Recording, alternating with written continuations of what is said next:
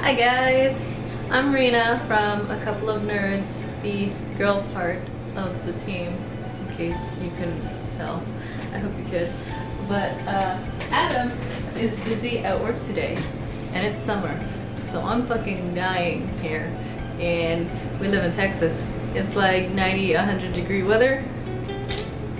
So I had the bright idea to go geocaching, because that'll help. But I'm bored and I need something to do. In case you don't know, geocaching is like playing treasure hunt with the internet. Someone goes and hides like a little logbook or like a box with a logbook and some knickknacks. You go out and you try to find it based on hints and like coordinates that they leave. So I'm starting my first one called, shit, what was it called? It's called The Sound of Music Do Re Mi, and that might tell you where we live, but I don't care. So I'm going to be logging my adventures in finding it. I won't actually show where it is though, because that ruins the game. But let's go have fun. Okay, some things you're gonna want to take with you is a notepad so that you can sign your name in.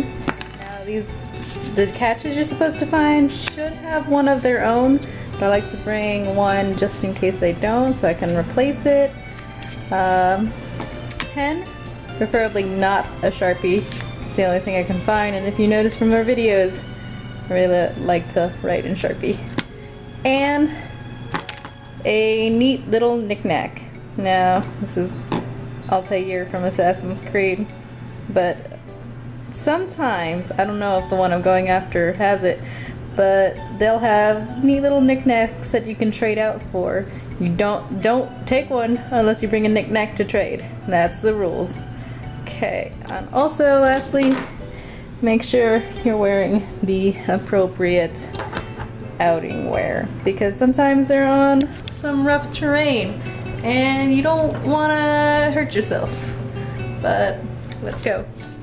The one I'm heading out to is a little bit far, so I might take a bus, but I feel like that's cheating, so don't tell anyone. Now, I'm on my way to the geocache right now, and if you're wondering how you keep track of like where it is, you don't have to memorize everything, there are several neat apps that will help you. One I have, I think it's the main one. It'll tell you like the difficulty, the terrain, and what size you're looking for. It's really neat. You can also look at like hints that other people have left for you. It's really fun, and I will start recording more once I'm closer.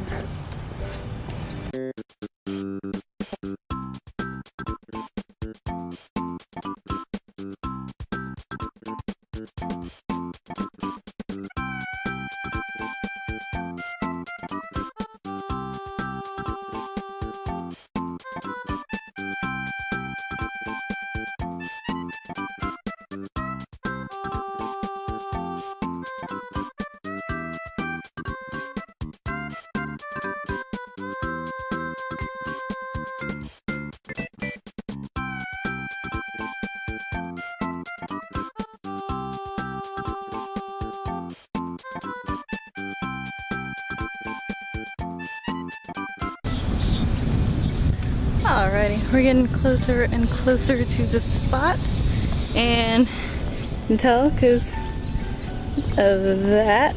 The little geocaching app has a nice little indicator for you. I'm hoping that this one isn't too hard of a find because someone just found it 12 hours before I started looking. So we'll get on that, and next time you see me, I should have it. Okay, it took me a bit longer to find it than I thought, as you can see from the time difference, but I found it. And I moved a bit away from where I found it so that it's harder and I'm not exactly giving it away, but let me show you what it at least looks like. This is what you're looking for. This is the magnet. The hint was magnetic third fin chest high, and this is a pretty good hint, I'd say.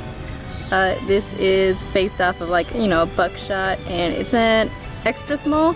So I'm pretty sure this is like the smallest they get, And I already undid the bottom. Since it's an extra small, I won't have to exchange anything. But here is what was inside. Basically, this is just a big old list of everyone's who found it. And you can't really make it out from here, but there are a lot of names just crammed on. And it's full. So I'm glad I got my paper with me. I didn't write it exactly the smallest, but I'm not going to replace it since there's enough room. I'm just going to add this one in here also. I'm going to roll it up and just stuff it in there. Alright, I found some better lighting, but here it is. I've resealed the bottom, and it's got the old note with all the names and my new note so people can leave new messages. And I'm gonna go put it back because that's what you're supposed to do so other geocachers can find it. But it's pretty fun, at least I think so, to go around doing little treasure hunts. It's a nice little family activity you can do maybe on a date or something. But that's all for right now. Make sure you practice safe geocaching if you do it. I always tell someone, well this was my first one, but told someone where I was going beforehand because no one wanted to come with me and Adam was working. But, you know, I'll see y'all in some video games. Boy.